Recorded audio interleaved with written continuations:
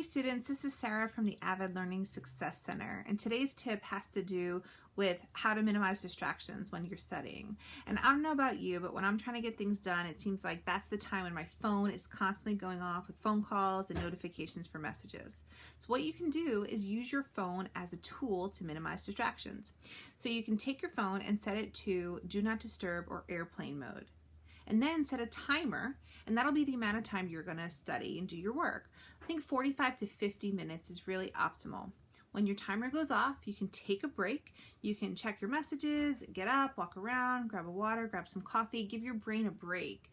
And then when you're ready, come on back to where your work area is and start again. It's a really great way for you to concentrate, but also give yourself some breaks.